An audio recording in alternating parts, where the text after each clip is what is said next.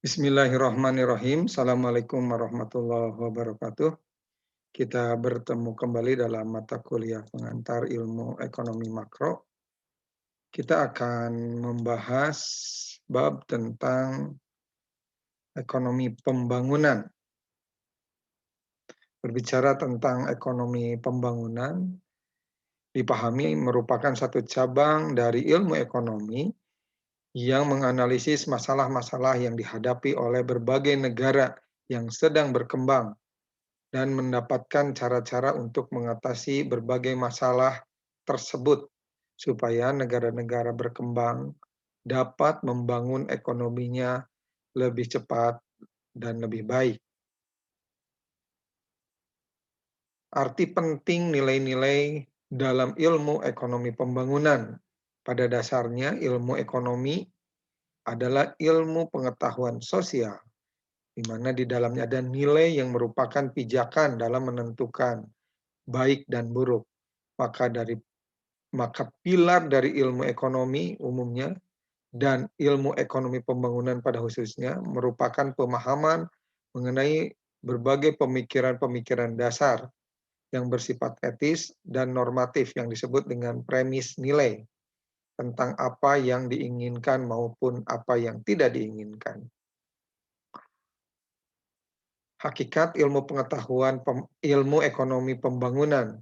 Ilmu ekonomi pembangunan berkaitan langsung dengan keseluruhan proses politik, budaya, dan ekonomi yang diperlukan dalam mendukung transformasi struktural dan kelembagaan dari seluruh masyarakat dalam rangka menghasilkan serentetan kemajuan ekonomi yang benar-benar bermanfaat, tentunya melalui proses yang efisien bagi penduduk pada umumnya.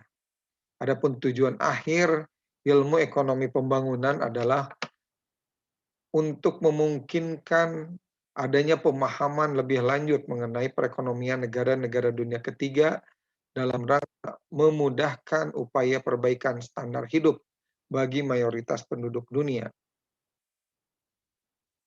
Selanjutnya kita lihat dari peta ini ada gambaran negara kaya dan negara miskin, di mana negara-negara yang diberi warna hitam memiliki populasi sebesar 15% dari total populasi dunia, tetapi mempunyai pendapatan sebesar 50% dari gross domestic product total GDP yang dihasilkan dunia.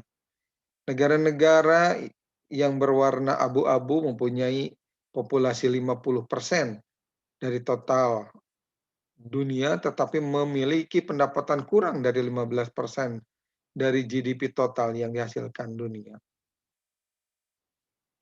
Selanjutnya kita lihat penggolongan negara-negara dunia. Ya. Berdasarkan tingkat kesejahteraannya, ada negara dunia ke-1 atau first world, negara maju, contohnya Eropa Barat yang di dalamnya termasuk Inggris, Prancis, Belanda, Portugis, Jerman ya. Kalau dulu Jerman Barat. Amerika Utara, Amerika, USA, Kanada, lalu juga Australia, New Zealand, Jepang, Korea, dan Cina. Yang kedua, negara dunia kedua, ya, second world. Contohnya adalah Eropa Timur seperti Rusia, Polandia, Jerman Timur, dan Cekoslowakia. Sementara yang terakhir negara dunia ketiga atau negara sedang berkembang, atau ini berkembang terus atau gimana? Sebagian besar ada di Asia kecuali Jepang, Korea, dan Cina, dan negara-negara Afrika serta negara-negara Amerika Latin, termasuk Amerika Tengah dan Selatan. Berdasarkan tingkat pendapatannya, negara maju atau developed country pendapatannya di atas $2.000 ya, Amerika. Lalu negara semi maju atau semi developing country pendapatannya di atas $400.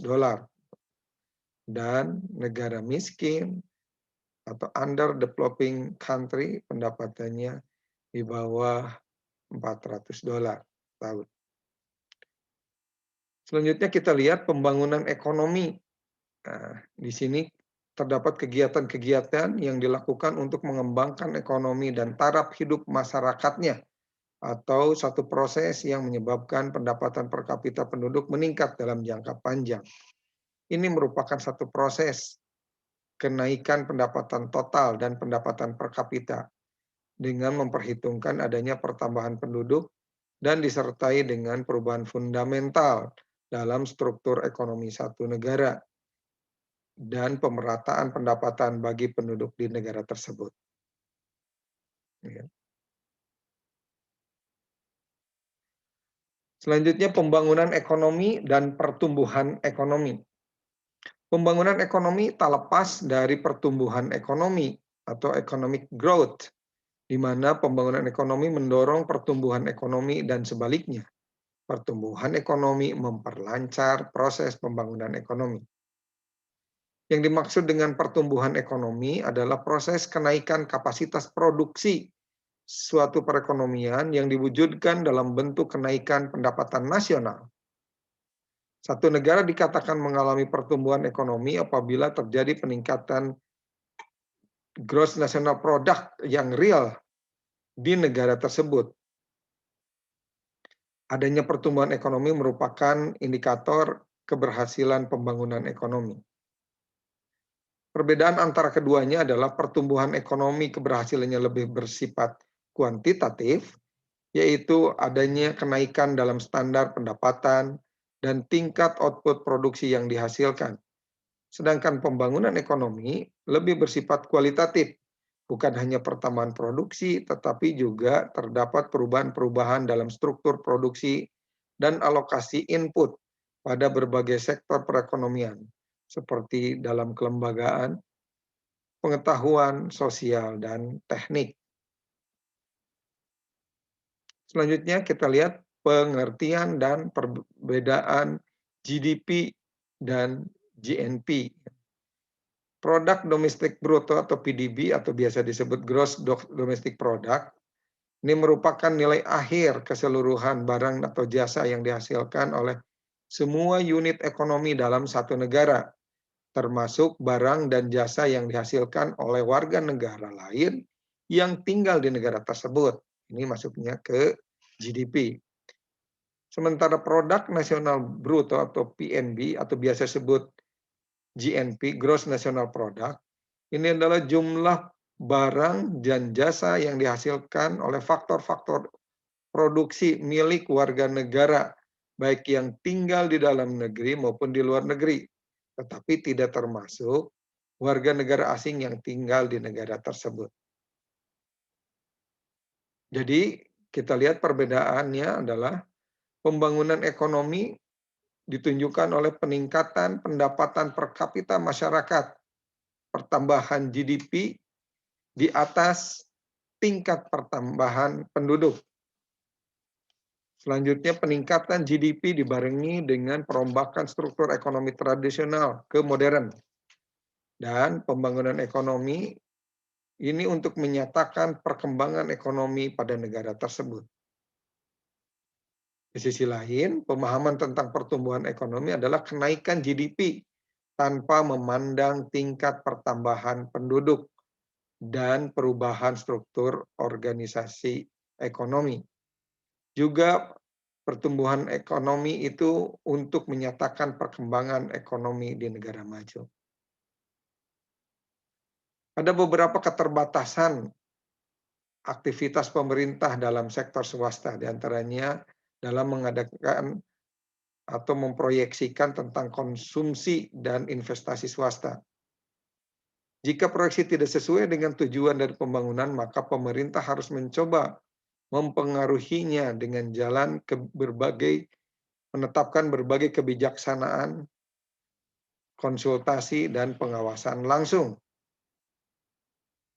Adapun usaha pemerintah dan sektor swasta yang bersifat komplementer dalam upaya pembangunan ekonomi.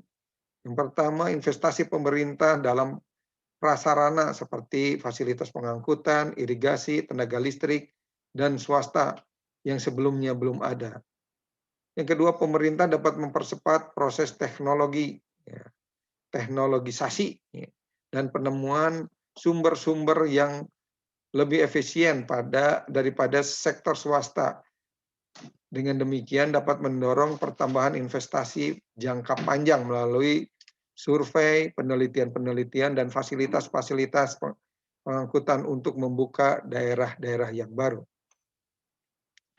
Yang ketiga, pemerintah dapat mengusahakan satu proses perkembangan yang terus-menerus dan menciptakan kemungkinan-kemungkinan mendapatkan keuntungan-keuntungan yang menarik investasi jangka pendek dari sektor swasta. Dan yang terakhir, pemerintah dapat mengadakan human investment, ya, investasi di dalam bidang kemanusiaan dengan jalan mengadakan berbagai pelatihan, baik untuk para manajer, pengusaha, administrator pemerintahan, dan teknisi ataupun yang lainnya. Demikian pembahasan tentang ekonomi pembangunan kali ini. Mudah-mudahan bermanfaat. Sampai jumpa di pertemuan selanjutnya. Assalamualaikum warahmatullahi wabarakatuh.